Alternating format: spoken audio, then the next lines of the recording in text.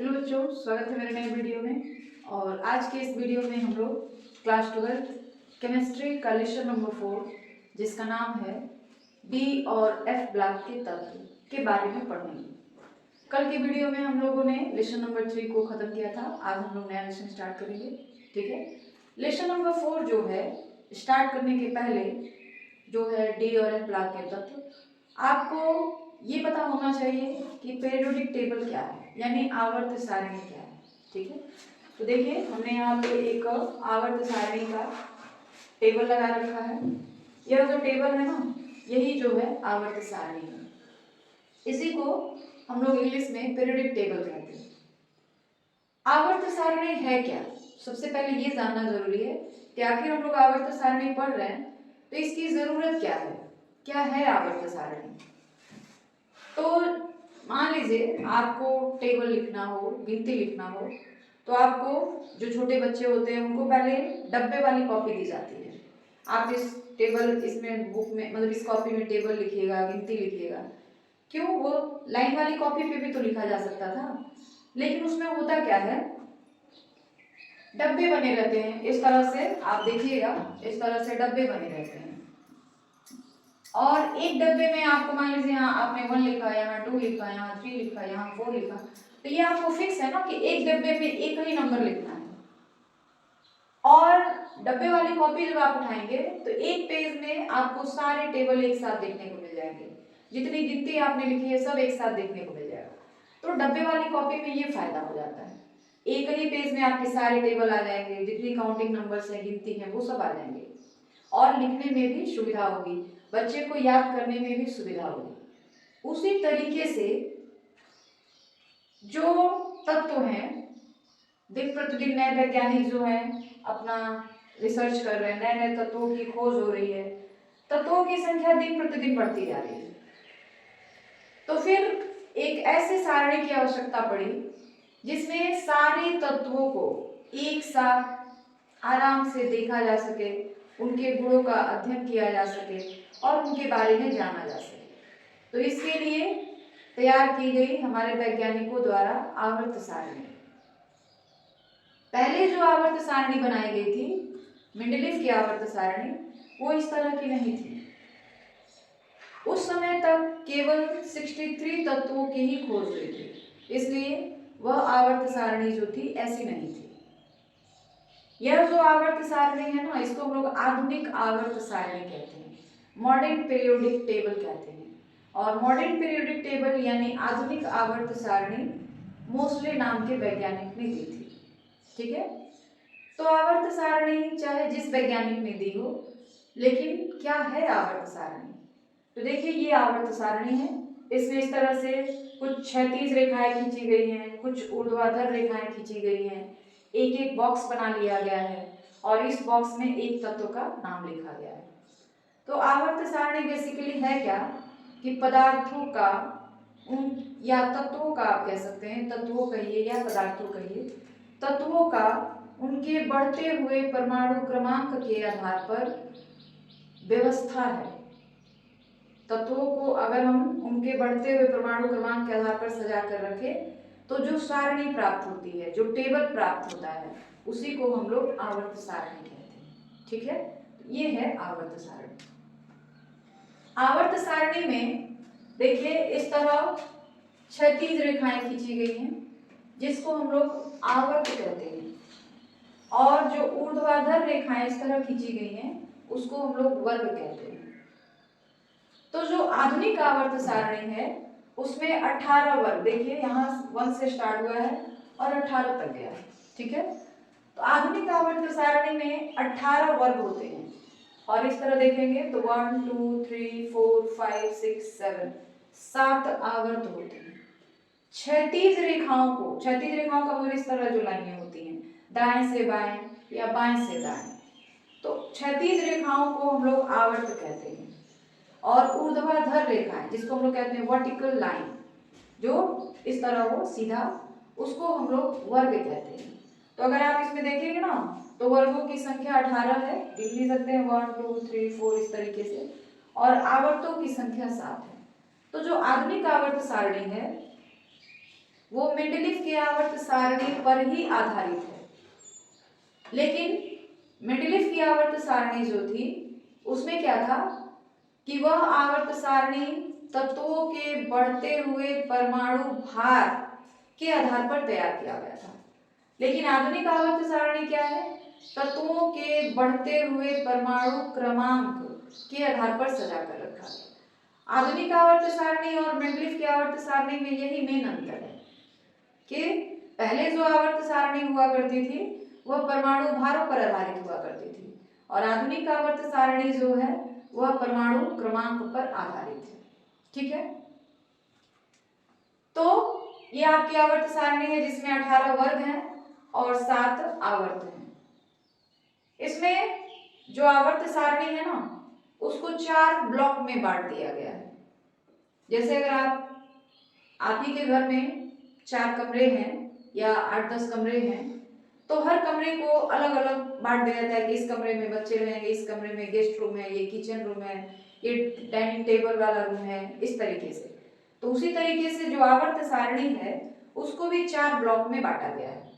ठीक है, और वो 4 ब्लॉक क्या क्या होते हैं देखिए, ये जो दोनों है ना वर्ग संख्या 1 और वर्ग संख्या 2 इसको हम लोग कहते हैं एस ब्लॉक के तत्व। वर्ग संख्या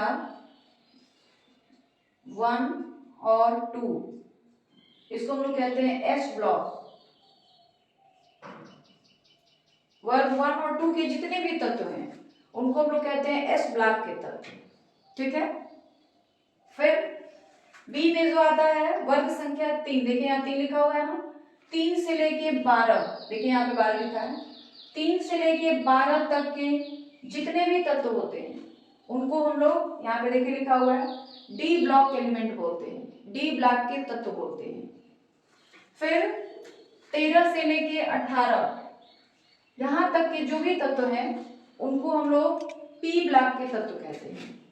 और ये जो नीचे 2 लाइनें आपको दिख रही हैं इसको हम लोग एफ ब्लॉक का तत्व कहते हैं। तो हमारी पूरी आवर्त सारणी जो है मुख्य रूप से 4 ब्लॉकों में विभाजित की गई है। एस ब्लॉक के तत्व, बीच में जो है डी ब्लॉक के तत्व, 13 से लेकर 18 तक के जो तत्व होते हैं पी ब्लॉक के तत्व होते हैं और ये जो होते हैं एफ ब्लॉक के तत्व होते हैं। इन दोनों लाइनों को नीचे क्यों रखा गया? देखिए, परमाणु क्रमांक 57 से लेके 71, यहाँ 57 है और यहाँ 71 है।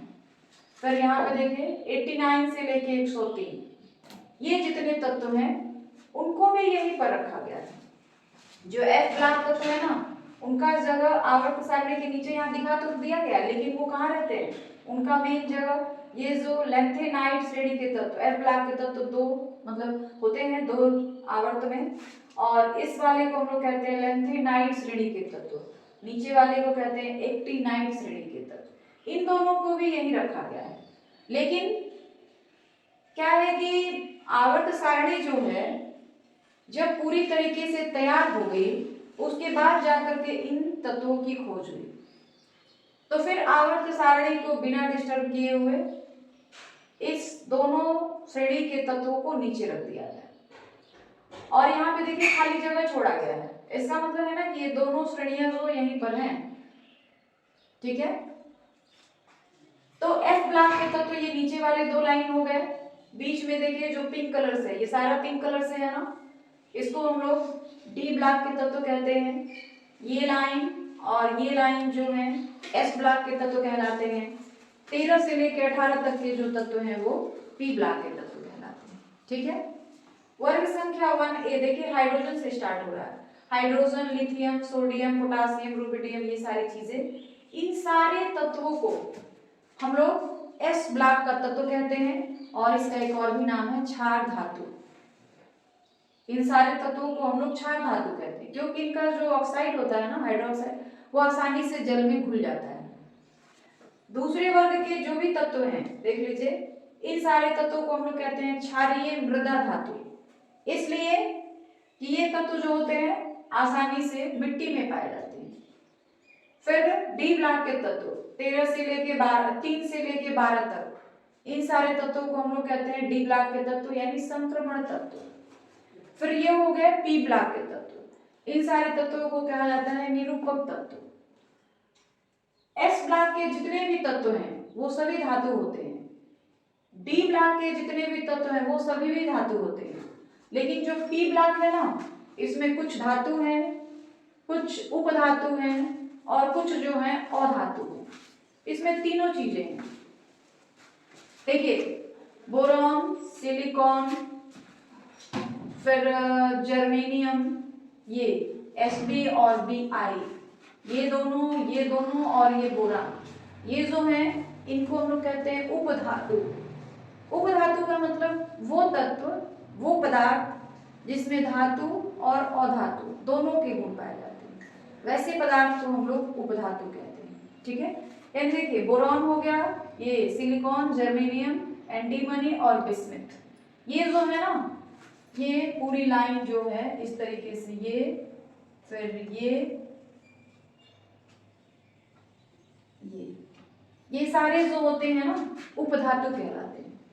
उपधातु के ऊपर जो है आपको दिख रहे हैं ये सारे अधातु हैं और इसके नीचे जो है ये सारे धातु हैं।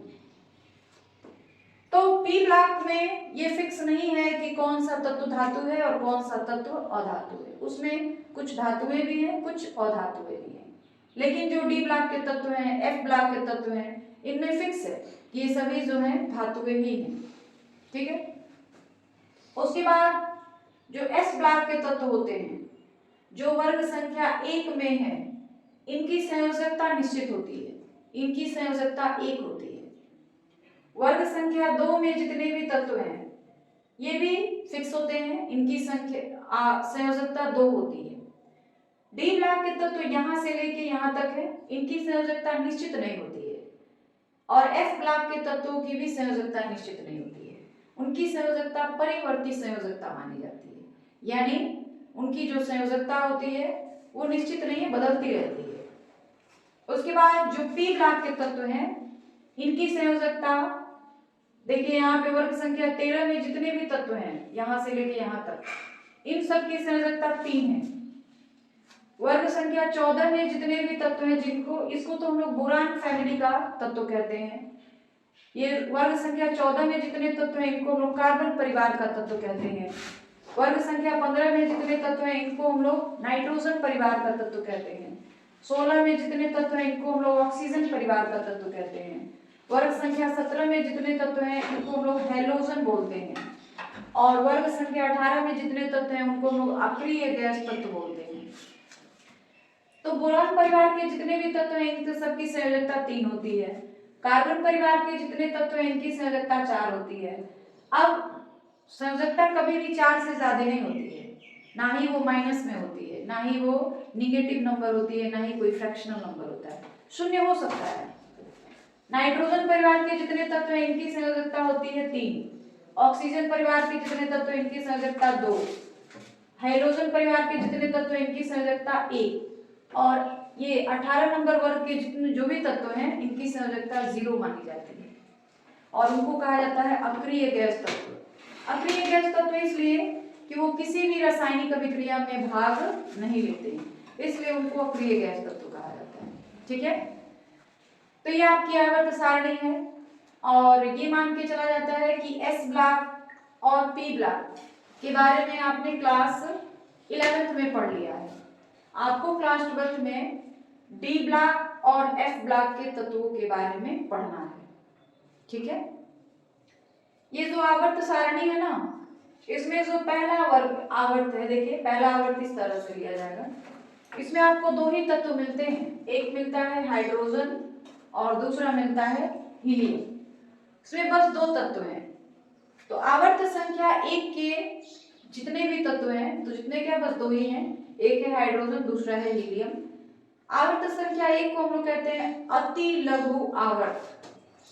अति लघु आवर्त इसलिए क्योंकि इसमें तत्वों की संख्या सबसे कम है और वो कितनी है 2 है, इसलिए इसको कहते हैं अति लघु आवर्त।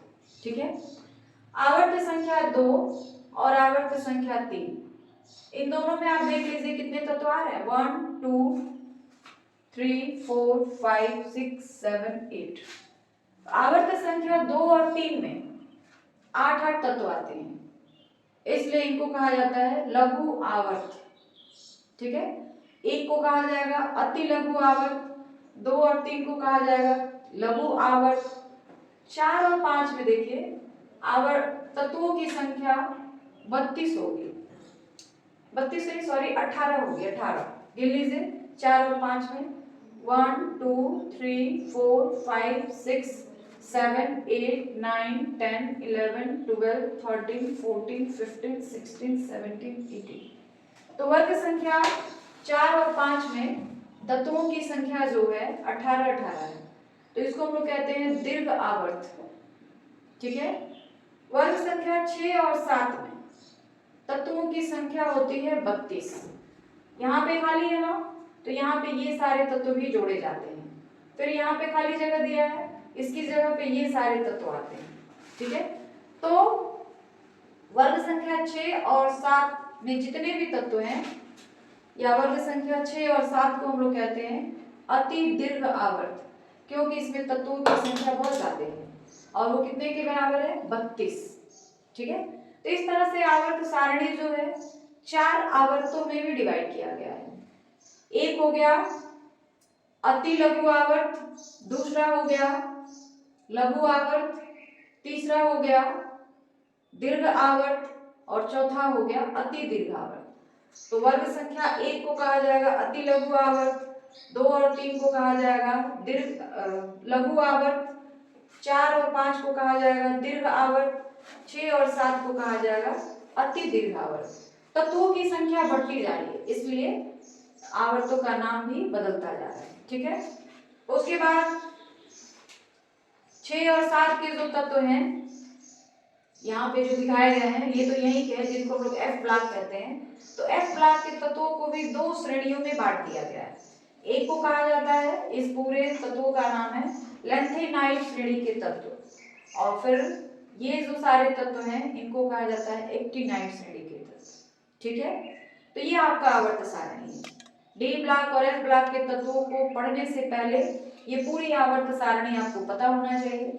ये पता होना चाहिए कि जो डी ब्लॉक है और एफ ब्लॉक है वो कहाँ पर है, उसमें कौन कौन से तत्व हैं। आवर्त सारणी में ये पी ब्लॉक कहाँ है, एफ ब्लॉक कहाँ है, डी ब्लॉक कहाँ है, ये सारी चीजें आपको पता होना चाहिए। ठीक है, तो ये आवर्त सारणी समझ आ गई आपको। डी ब्लॉक यहाँ पर है, एफ ब्लॉक यहाँ पर है। 12th में आपको बेसिकली इन्हीं दोनों ब्लॉकों के बारे में पढ़ना है। क्लियर है?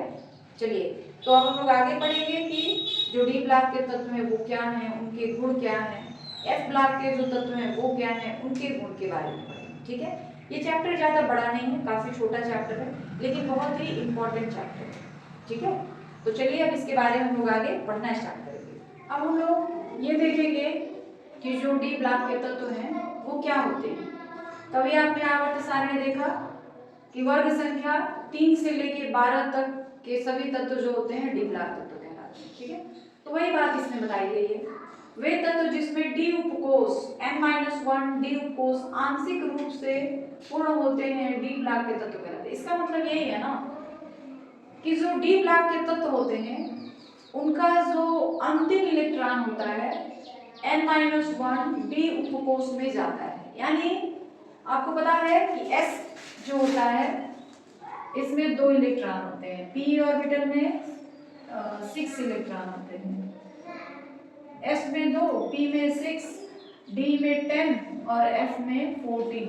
ये इलेक्ट्रॉनों की व्यवस्था है। s में 2 होंगे, p ऑर्बिटल में 6 होंगे, d में 10 होंगे और f में 14 होंगे। तो जब तक d का पावर, d का घात 10 न हो जाए तब तक वो अपूर्ण है।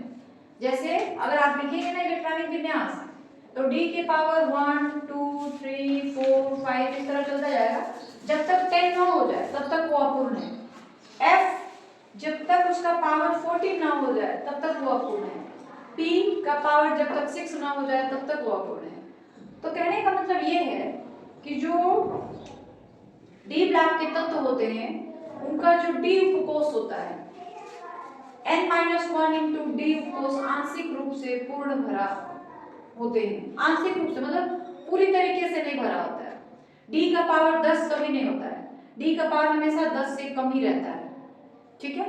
इलेक्ट्रॉनिक विन्यास लिखते हैं तब, तो ऐसे तत्वों को हम लोग कहते हैं डी ब्लॉक का तत्व। उसके बाद अगर आवर्त सारणी की बात करी जाए, आवर्त सारणी के हिसाब से देखा जाए, ये तो इलेक्ट्रॉनिक विन्यास के आधार पर हो गया, मतलब इलेक्ट्रॉनिक विन्यास के आधार पे आप तत्वों के इलेक्ट्रॉनिक विन्यास लिख रहे हैं और उनका जो लास्ट वाला इलेक्ट्रॉन है n-1 डी फोर्स में जाता है और वह भी डी फोर्स पूर्ण नहीं होता है, तो ऐसे तत्व को हम लोग डी ब्लॉक का तत्व कहते हैं। उसके बाद आवर्त सारणी के आधार पर देखा जाए तो वर्ग संख्या 3 से वर्ग संख्या 12 तक के सभी तत्व जो होते हैं डी ब्लॉक के तत्व कहलाते हैं, ठीक है।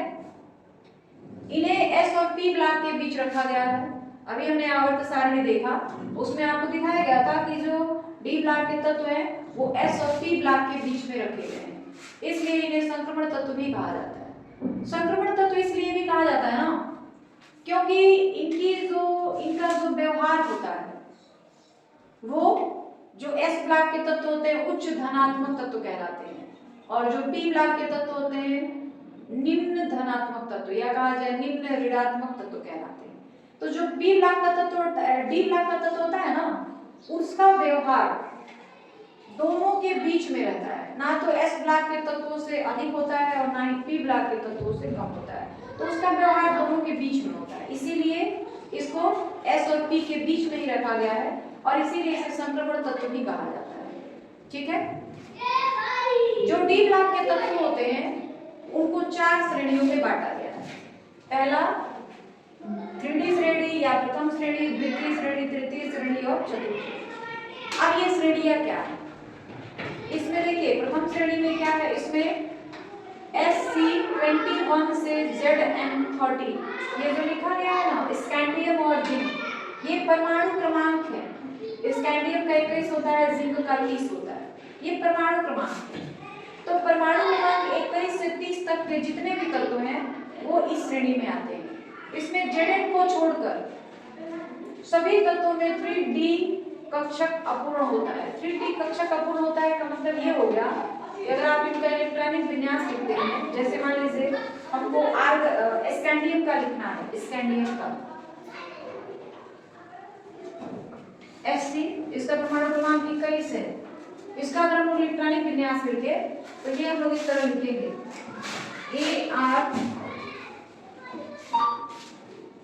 AR 3D के पावर 1 4S2। देखिए ये स्कैंडियम का इलेक्ट्रॉनिक विन्यास है।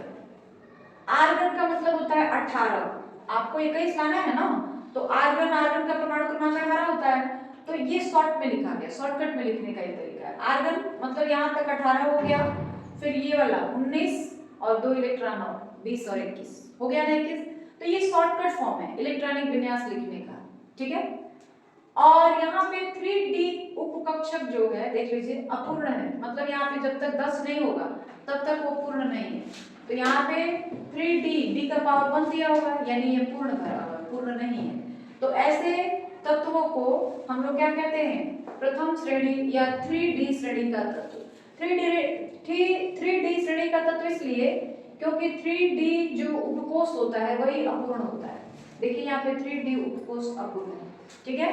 उसके बाद द्वितीय श्रेणी के तत्व, तो जो द्वितीय श्रेणी के तत्व होते हैं इसमें कहां से कहां तक के तत्व आते हैं, Y39 से लेकर CD48, ये जो है ना तत्वों के परमाणु क्रमांक हैं के तत्व आते हैं। इस श्रेणी में CD को छोड़ करके सभी तत्वों में 4D कक्षक अपूर्ण होते हैं, मतलब सबका अगर हम इलेक्ट्रॉनिक विन्यास लिखे, जैसे मान लीजिए हम इसी का लिख रहे हैं, ठीक है, मान लीजिए हम Y का लिख रहे हैं, Y का हमारे पास कितना इलेक्ट्रॉनिक नंबर दिया हुआ है 39, तो इसका जब हम लोग इलेक्ट्रॉनिक विन्यास लिखेंगे ना तो ये हो जाएगा क्रिप्टन Kr, ठीक है, और फिर यहाँ हो जाएगा 4D के पावर 1 5S2, ठीक है। देख लीजिए क्रिप्टन का जो परमाणु क्रमांक होता है ना वो 36 होता है, तो यहाँ तक हमने लिखा नहीं है, शॉर्ट में लिखा है कि यहाँ तक 36 हो गया, फिर 4D1 37 और यहाँ पे 2 39।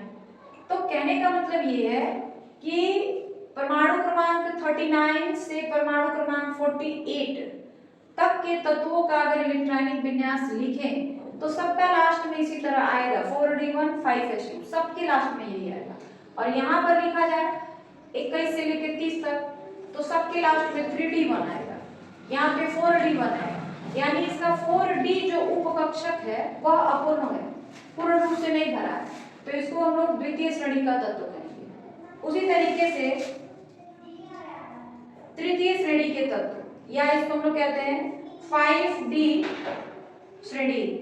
तो जिस तरह से यहाँ पे 3d श्रेणी था तो 3d उपकक्षक अपूर्ण हो रहा था, यहाँ पे 4d श्रेणी था तो 4d उपकक्षक अपूर्ण हो रहा था, इसी तरीके से इसमें जो होगा 5d उपकक्षक अपूर्ण होगा। जैसे मान लीजिए हमने इलेक्ट्रॉनिक विन्यास लिखा किसका, इसका La का, जिसका परमाणु क्रमांक है 57, इसका जब हम लिखेंगे तो Xe जेनान इसको कहते हैं, Xe जो है ना जेनान इसका नाम है, और ये होता है 5d1 6s2।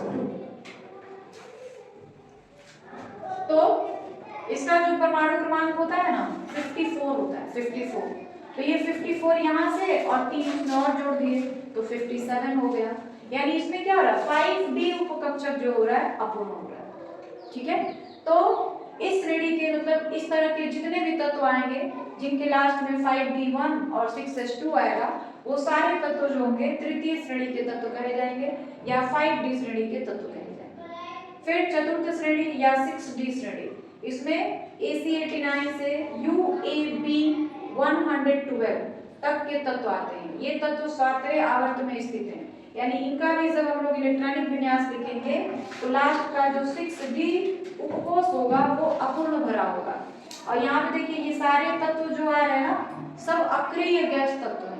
ठीक है, अगर इसमें हम लोग AC89 इसका इलेक्ट्रॉनिक विन्यास लिखे तो होगा इसका Rn